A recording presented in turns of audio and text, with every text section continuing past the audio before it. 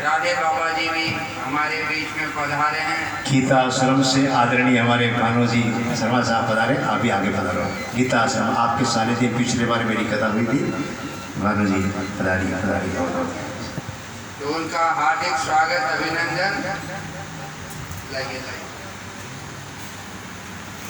जय हो जय। यहाँ पधारो, इधर आ जाओ।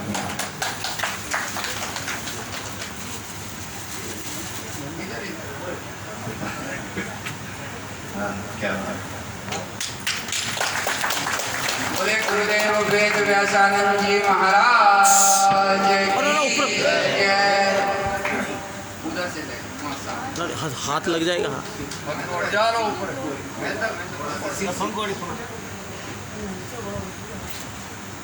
प्रणाम प्रणाम।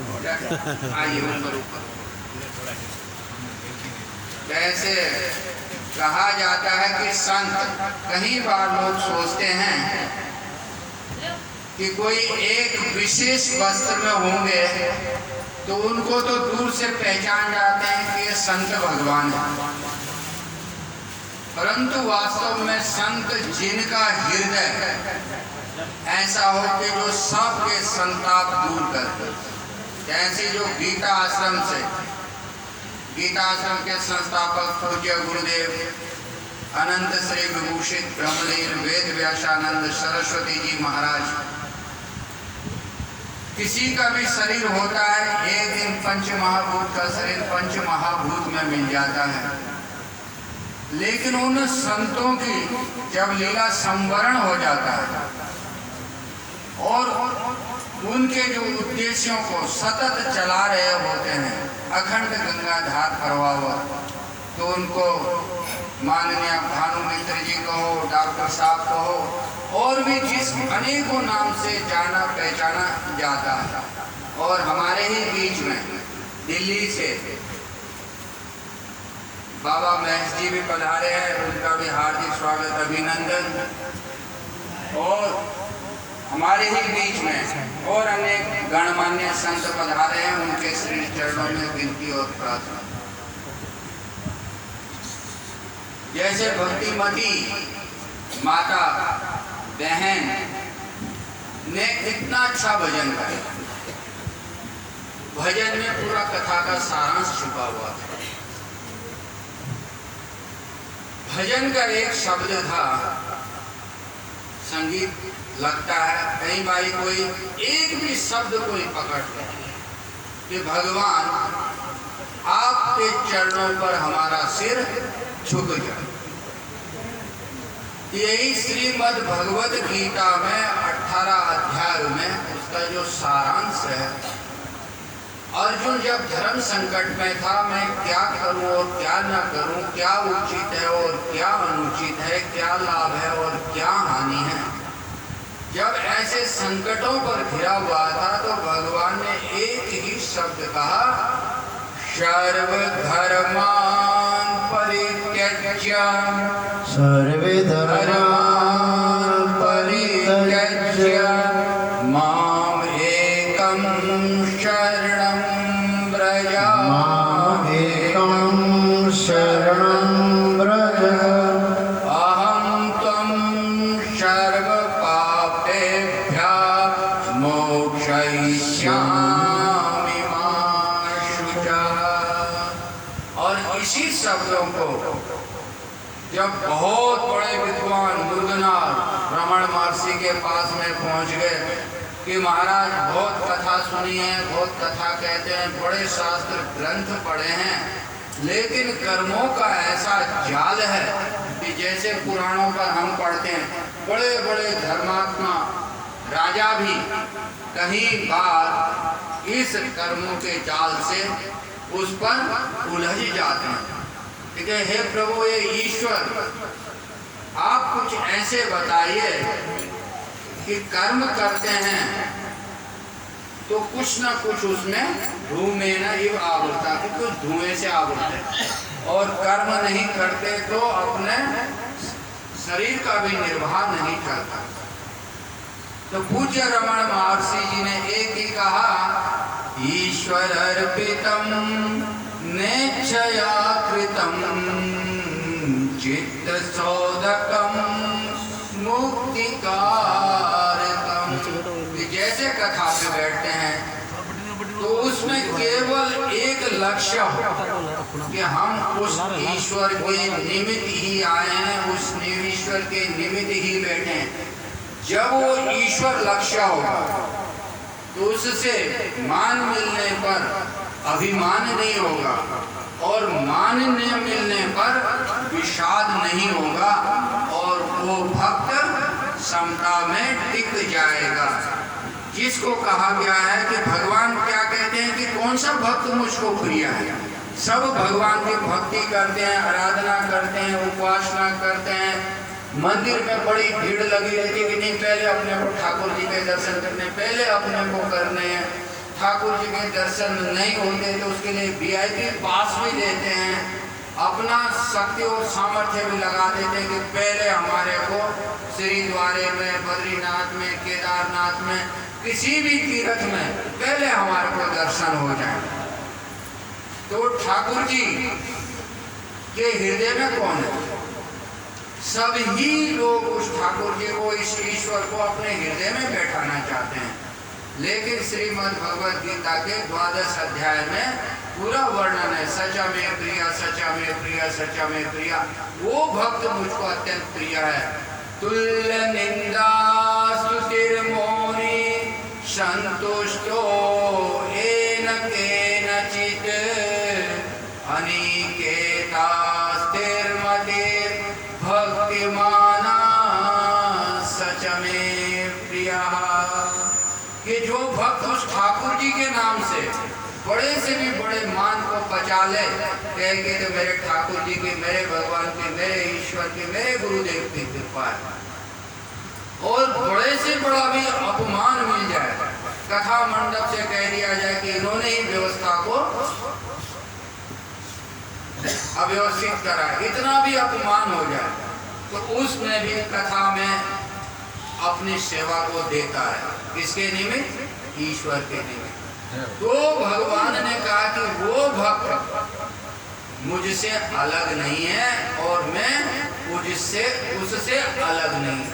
ऐसे को ही संत कहा गया है, ऐसे को ही महात्मा कहा गया है, और ऐसे ही विचारधारा वालों के, ऐसे ही मनोवृत्ति वालों को गोस्वामी तुलसीदास जी ने कहा, मुद मंगल मया संत समाजो, मुद मंगल मया संत समाजो, जो जग जंगम तीरथ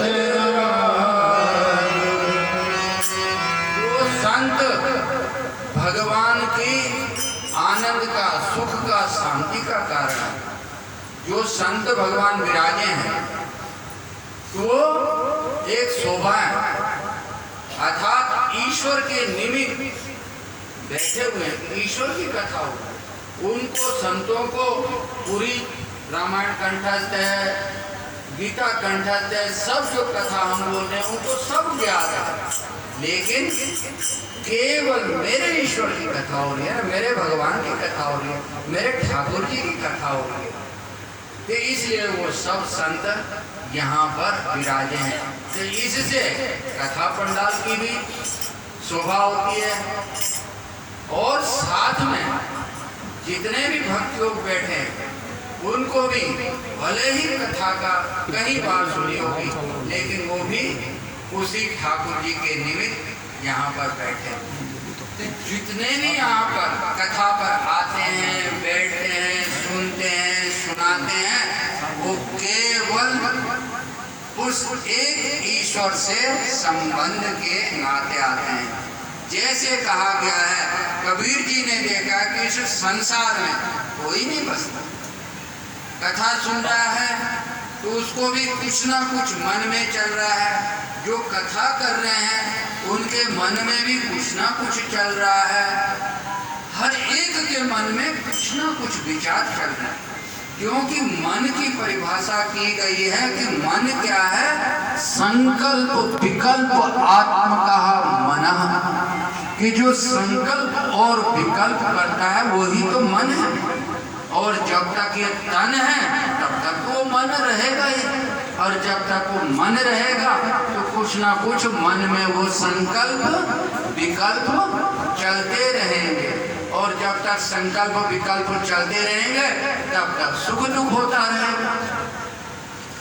तो इस सुख से भी इस दुख से भी पार होने के लिए भगवान ने कहा अर्जुन को सर्वधर्मान परित्यज्य मामेकं शरणं व्रज, कि हे अर्जुन तू इस चीज को छोड़ दे, क्या उचित क्या अनुचित, तो बस केवल और केवल उस ईश्वर पर ध्यान रख। जिसको कबीर जी ने कहा कि चलती चक्की देखकर दिया कबीरा रोए, दो पाटन के बीच में साबित बचा ना कोई। इस संसार में चाहे कोई महापुरुष भी आ जाए तब भी कुछ ना कुछ तो, भगवान कृष्ण आ गए, भगवान राम आ गए, तब भी कुछ ना कुछ चलता है। तब कबीर जी ने देखा कि जब दो पाठ चल रहे हैं तो इसमें कोई साबुत नहीं बच रहा है, तो ठाकुर जी का ध्यान करा कि ठाकुर जी इस संसार में फिर जन्म क्यों दिया।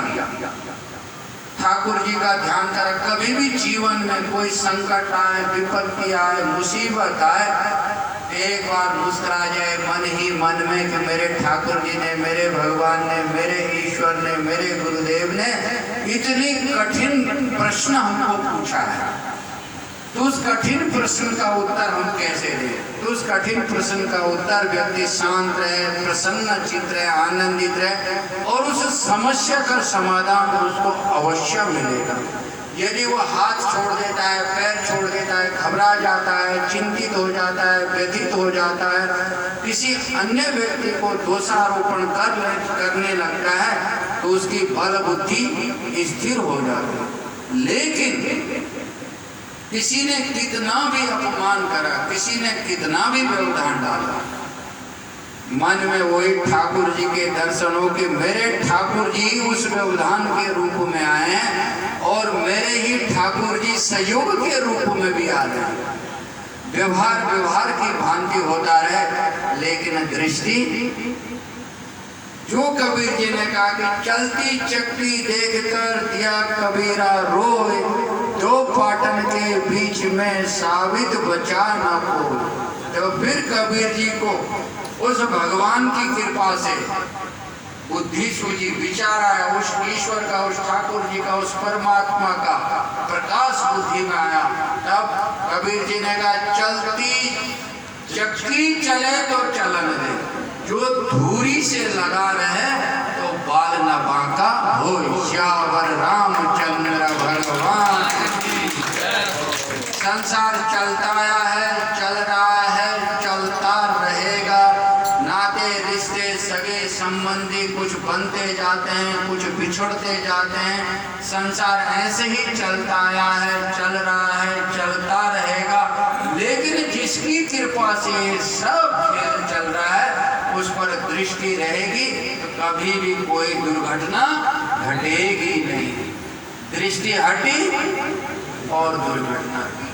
कि सास ने ऐसा क्यों बोल दिया, बहू ने ऐसा क्यों बोल दिया, ससुर जी ने ऐसा क्यों बोल दिया, पड़ोसी ने ऐसा क्यों बोल दिया, भगत ने ऐसा क्यों बोल दिया, महाराज जी ने ऐसा क्यों बोल दिया, वो क्वेश्चन मार्क सदा सदा के लिए निवृत्त हो जाएगा। मन में फिर कुछ भी प्रश्न नहीं रहेगा। केवल एक दृष्टि कि मेरे ठाकुर जी, मेरे भगवान, मेरे ईश्वर अनेक परिस्थितियों में, अनेक रूपों में, अनेक रंगों में, अनेक आकृतियों में इस जीवन में आ रहे हैं। इसके लिए ये दृष्टि उसी पर बनी रहे। तो इन्हीं शब्दों के साथ में मैं अपनी वाणी को ईश्वर के चरणों पर समर्पित करता हूँ और मातेश्वरी माँ भगवती गंगा जी से यही प्रार्थना करता हूँ कि ये जो आस्थान है, कि कोई कहा कि इसका नाम क्या है, राम जी है, श्याम जी है, कृष्ण जी है, गोविंद जी है, किसकी आत्मा है?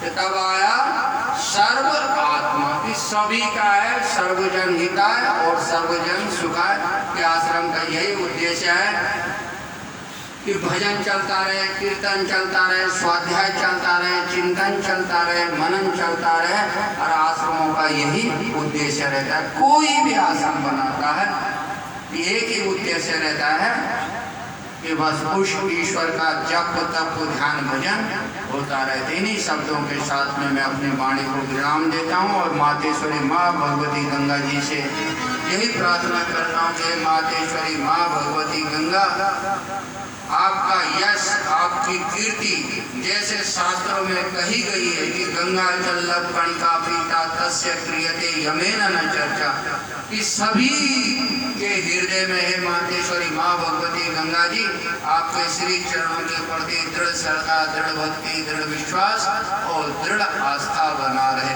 ओम नमः पार्वती पतये हर हर महादेव। काल हर, दुख हर, कष्ट हर, शोक हर, अज्ञान